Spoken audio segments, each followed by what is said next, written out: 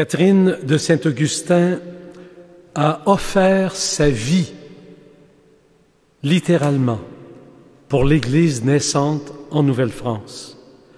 Elle a offert totalement sa personne et son activité pour coopérer avec l'acte rédempteur accompli par le Christ. Jamais elle ne sépare son salut personnel et son désir d'être avec le Christ. Jamais elle ne sépare son salut personnel de la recherche de celui de ses frères et sœurs. Comme l'écrivait un de ses biographes spirituels, dont Guy-Marie Houry, toute sa vie a une dimension apostolique qui la met en communion étroite avec les misères spirituelles des autres.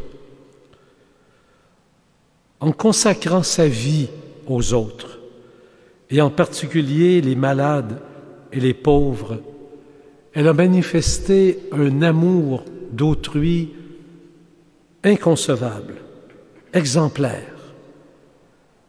Et c'est Don Houry qui dit qui est allé jusqu'à parler à son sujet d'un amour inconcevable pour le prochain. Un amour tellement inouï, tellement poussé, qu'il le qualifie d'inconcevable. Et cet amour, il est manifesté par ses actes de bonté, son écoute et sa charité, dont témoignent les malades qu'elle soigne, les consoeurs qu'elle côtoie à l'hôpital ou au monastère, et les nombreux contemporains à qui elle a manifesté son intérêt pour qu'ils soient touchés par le salut apporté par le Christ. On a beaucoup parlé, bien sûr, à propos de Marie-Catherine de Saint-Augustin.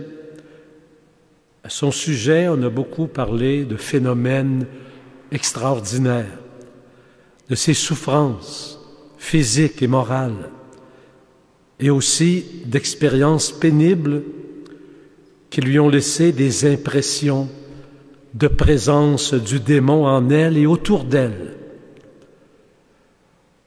Or, elle n'a elle-même que peu parlé, et même on pourrait dire qu'elle n'a pas parlé à son entourage de ses expériences troublantes, et elle n'en a parlé que lorsqu'on lui a demandé de le faire, à une certaine étape de sa vie.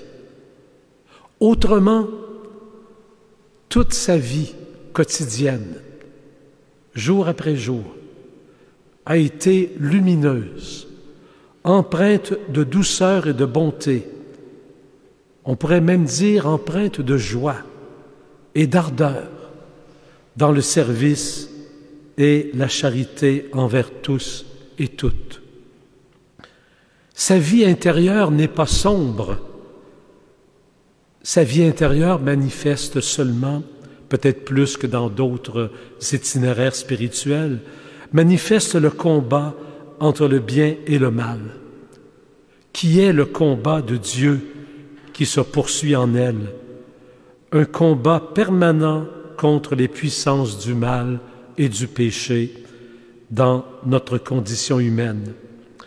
Et ce combat-là, elle ne le mène pas d'abord pour elle, mais elle le mène pour ses frères et sœurs, pour les habitants de la colonie naissante qui vivaient dans des conditions difficiles.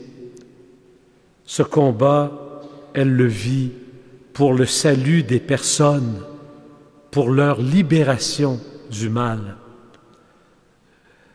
Oui, on peut dire que Catherine a pris très au sérieux la question du salut et de la rédemption. Et pour cela, en pleine conscience, elle s'est offerte elle-même pour toutes celles et tous ceux qui l'entouraient. Sa vie, dans toutes ses actions quotidiennes, a été une vie de combat, mais ce combat, c'était le combat de l'amour contre le mal dans le monde.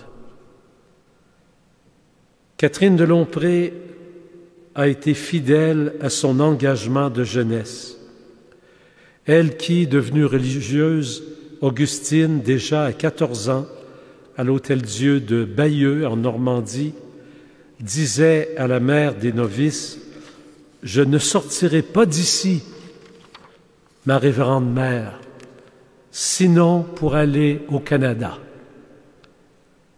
Elle s'est faite volontaire pour prêter main forte à l'Hôtel-Dieu de Québec, pour vivre l'Évangile que nous avons proclamé tout à l'heure. Elle a échappé à la peste pendant la dure traversée de l'Atlantique, et puis elle a consacré toutes ses forces pour établir cet Hôtel-Dieu dans une société encore petite et fragile. La bienheureuse Catherine se situe à la source même de notre histoire collective. Elle est l'une de nos fondatrices. Elle est là, à la racine de notre histoire commune.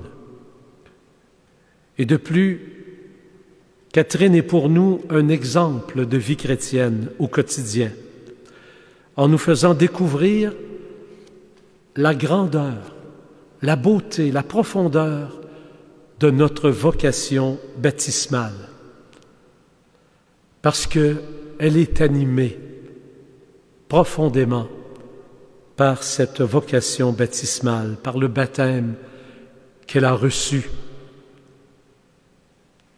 avant nous. Eh bien, comme elle, offrons toute notre vie et rendons à Dieu le seul hommage qu'il attend de nous, c'est-à-dire notre louange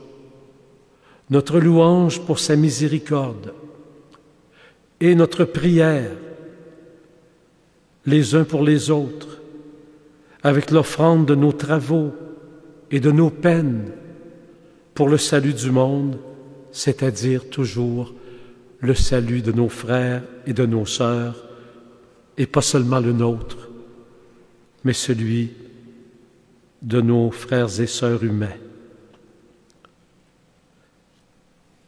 Bienheureuse Marie, Catherine de Saint-Augustin, priez pour nous et aidez-nous à faire la volonté de Dieu par tous les actes de nos vies.